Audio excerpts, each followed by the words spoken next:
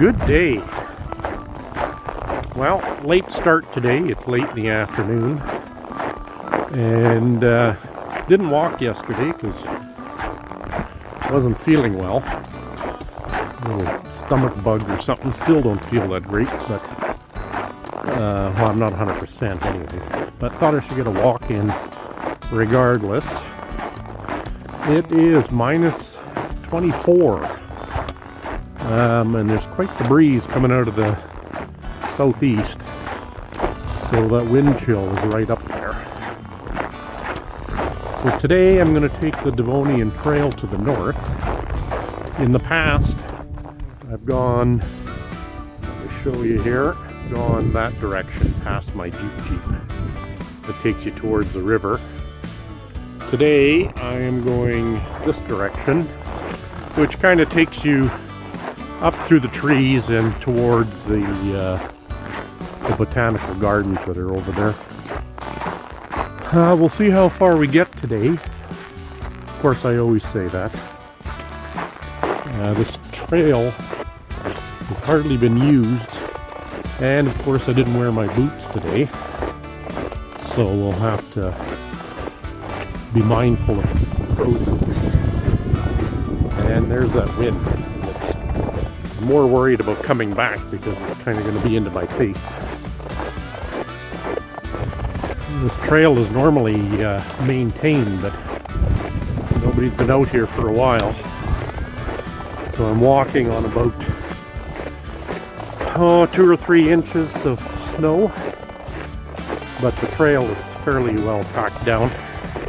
When they plowed the road, they threw a bunch of big ice chunks up on the path here, so I gotta be mindful of that. That looks like ankle rolling material.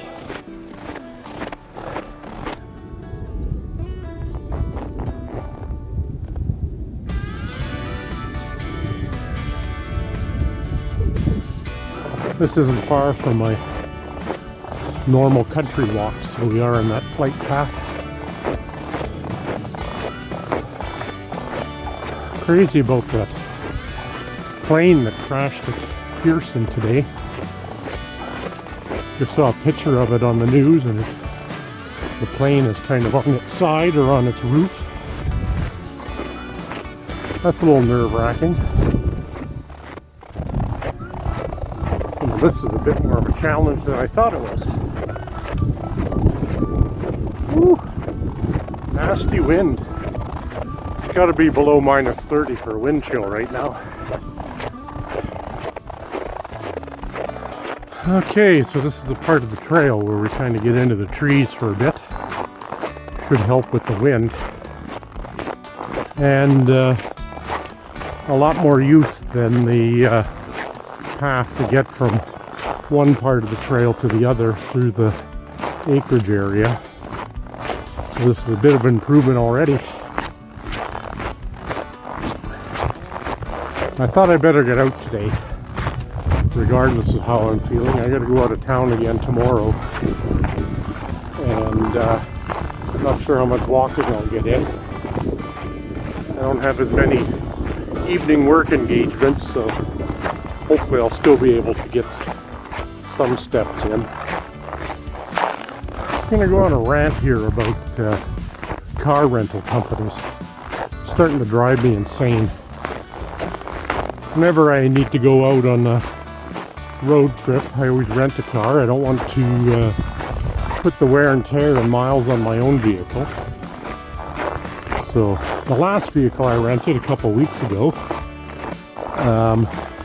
it was from the company, you know, that sounds like a spaceship in Star Trek.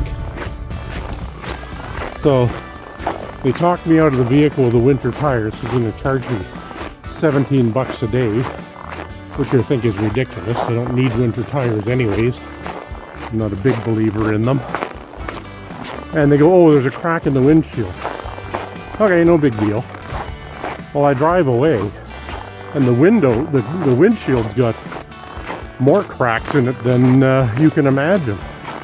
And one of them kind of going right across the line of sight.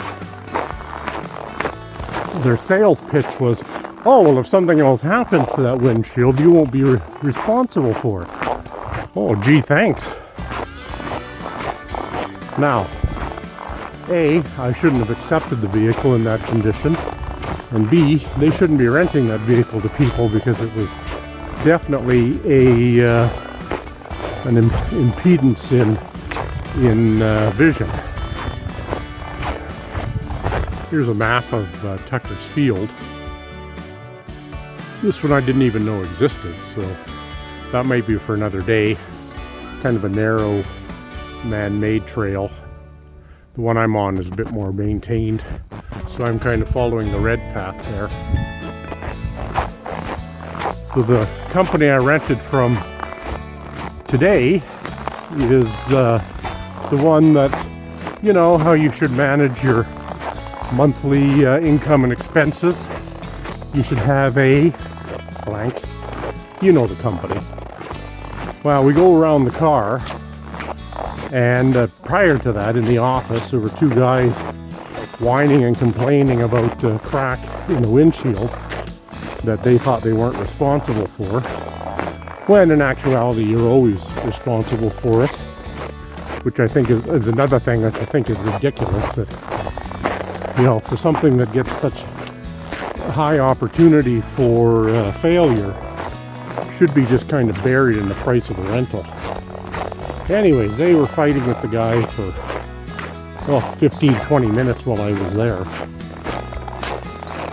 So the other guy gets my car, and we go around it pretty thoroughly and checking for chips in the windshield, and there was a molding that was broken off and stuff like that.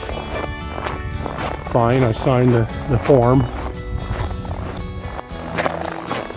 So I get home and give it another look. And prior to leaving the parking lot, I videoed the whole car. And I haven't checked my video to see if I captured this, but I saw a dent in the rocker panel underneath the back door. And you practically had to be on your hands and knees to see it. So I thought, well, that ain't on the damage report, so I'm going to go in and make sure you know, it's accounted for. Well, then the guy says, oh, well, you know, really it's your responsibility once the car leaves the lot. So you got to fill out an incident form. And I'm like, really? My responsibility? You guys didn't catch it when you brought it back in from the last guy? And now you're just pushing the responsibility onto me to see if you can get some other patsy to pay for it? Ridiculous. So I filled out the incident form and basically said I noticed this when I got it home. So I don't know what will happen with that. I guess if they try to charge me for it, I'm going to have to fight them. It's on the company credit card, so that's where the insurance lies. But still, seems like a pretty bogus statement that, you know, it's up to you to make sure the car is in whatever condition when you leave it. So they want to push their incompetence of their staff onto the renter because they didn't catch it when the car was brought back the last time or whenever it was damaged to begin with. That really rankles me. And I guess that's where part of the Tucker's Field comes out again. This path would eventually take me to Bunchberry Meadows, which is the one I've walked around before. So you can see we're following the power lines again. But at some point we'll end up heading west instead of going towards Bunchberry. This trail has some minor to moderate up and down challenges to it. So far though, fairly easy to traverse. Odd little bench around and garbage can. Do they really need ashtrays out here? Maybe if you're out walking you could refrain from smoking so you make sure you don't light the whole area on fire. Signage along the way. So I'm carrying on following the trail, starting to head west here.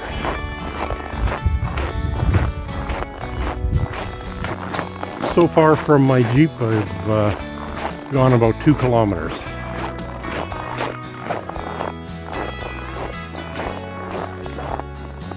First person to name that wins bragging rights, I guess. Sadly, they're all starting to look the same. Just some sunlight shining through some scraggly old poplars or birch trees. I don't think I'll make it to the botanical gardens today. Kind of short on time because I started so late. But we'll carry on the trail. Paths alongside the road are quite a bit less maintained or packed down. People don't seem to use them. They probably just walk on the road.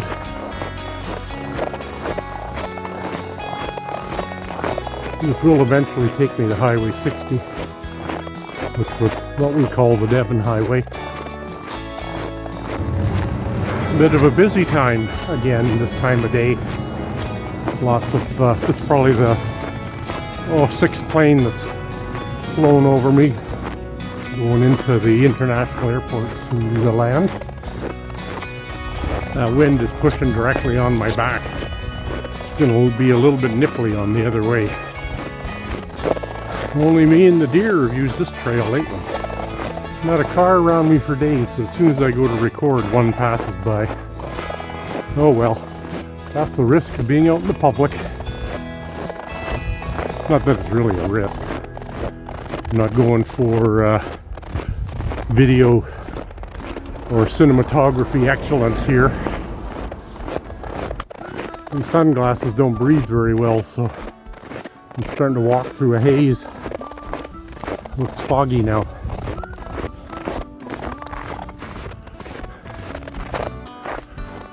Somebody's got their own trails in there, I guess. So, guess they mean business when they don't want you going down there. Always got to respect people's private land. Okay, we're just coming up to Highway 60 here. And I think I'm at about 3 to 3.5 kilometers. So I think this is as far as I'm going to go today. This trail continues on, and then you head north towards the botanical gardens. And this is a good trail to ride your bike, walk, that type of thing. But I'm kind of short on time, so I'm heading back the same way I came. We'll see how much of a challenge this is, walking into the wind. Most of the way has been treed, so I'm hoping it'll be very little blast to the face. Bit more up and down here. A little bit challenging with the path not being scraped off. I believe that all of this path is paved though. So in the other 3 seasons this would be fairly easy to walk on. I struggle sometimes with where should I walk? What would be interesting for me to walk to or around? And sometimes I spend too much time thinking about that than just actually getting out there. The biggest killer to long walks is not ability, it's time. It's easy to spend 2 hours to get a 8 or 9 or 10 kilometer walk in. But there are other things to do in life too.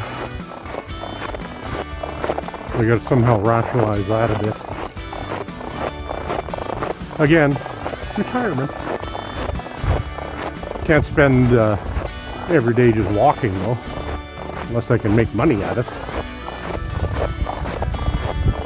Top of that 2 hours is traveling too, because usually I'll go 20 to 30 minutes out away from home to find somewhere to walk. Even if I find a different trail within the city, it's usually 20 minutes of driving to get there. The sign when I was walking through, I guess that's who owns this land. Woodbend Field Station. Forest Science. Tootsies and Faith are getting a little cold, so I'm glad I'm heading back. Should have had my boots on, but I'd set them aside for my road trip so that I would have them, and forgot that I'd taken them out of my Jeep. I was never a big fan of naming my vehicles. I just frankly thought it was dumb. But here I am, calling my daily driver Jeep. And I don't know why. Sounds like a horn, right? Beep, beep, Jeep. What a nerd. I guess this cold snap's going to finally end on Thursday. That'll be nice. Won't have to wear such restrictive clothing. Maybe I can actually see and hear what's going on around me instead of just straight ahead. Okay, we're back in the trees. Hopefully that wind will subside a bit. The old kneecaps are frozen to the bone. Well, they're not that bad, but they are certainly cold. This should be the last stretch directly into the wind. And I'm hoping this is the last stretch of minus 20 weather during the day. That being said, March can be a fickle mistress as well. You never know what you're going to get. Spring could be here, or it could be another 2 or 3 weeks of sub-zero weather. Next time maybe I'll go around Tucker Field. But for today I'm making a beeline back to the car. I have to say I'm pretty impressed with the durability and the insulation on my Mark's Work Warehouse hiking shoes. I think they're the Timberland brand. Good traction, fairly light. I have orthotics, so support is unknown without them. And they've held up really well. I am due for a new pair. I guess that's a middle-aged guy's fashion sense. Mark's Work Warehouse and Costco. My designer brand is Parkland. I'm happy to say though that the wind isn't challenging me too much, other than my ability to speak. It is well hidden by the trees. It'll be nice in here in summer again. The purpose of this walk is just to get out and get some miles in. But even though with the cold, I am quite enjoying it. I'm going to keep that in your mind when you're humming and hawing about going out. The old, you have to do it scenario comes into play, and once you get moving, it's all worth it being out there. A little bit more open here. Barking at me. Gotta get home, make a nice beef stew for dinner. That'll be very satisfying after being done with my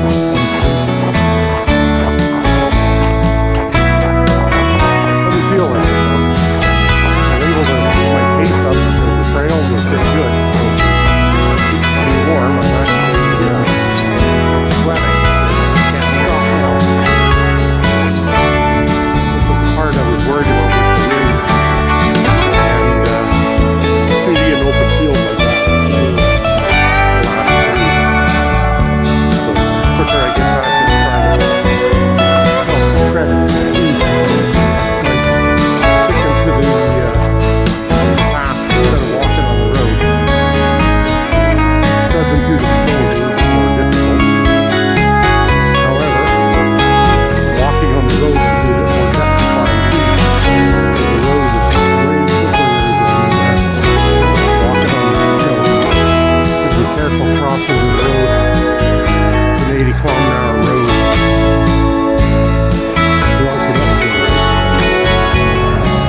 Gotta be mindful.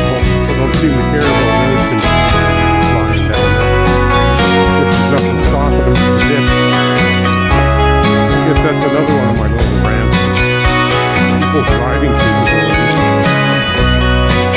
People think anti-lock brakes, snow tires, and lane keep assist, stabilization, all those things.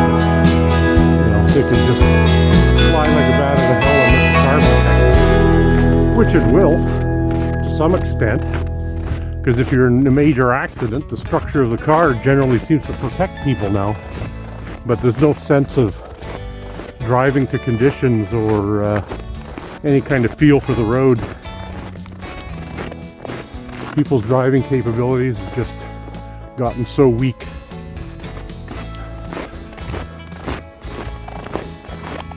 That's where I think self-driving cars are going to be great.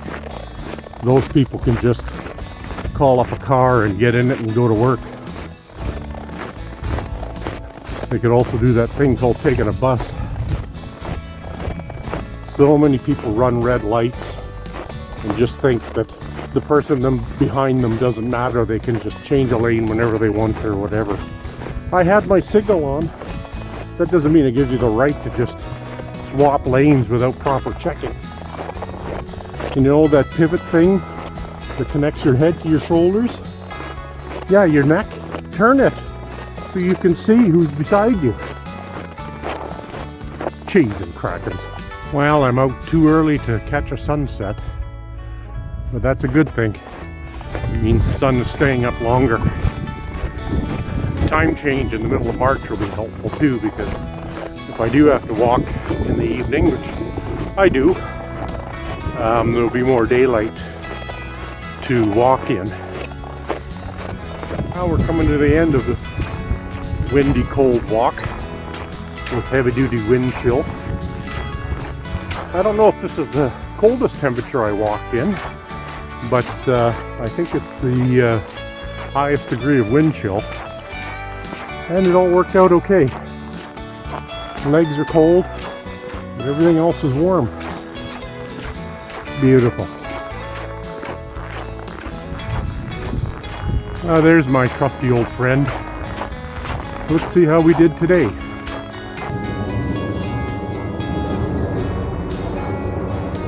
One more flyby.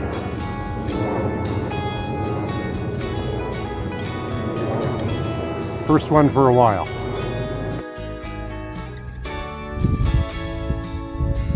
Okay, that was a pretty good walk, 7.36 kilometers and over 12,000 steps. So I'll take that. Good walk for today. More than I expected. Took me about an hour and 45 minutes, so longer than I wanted to be. Until the next one.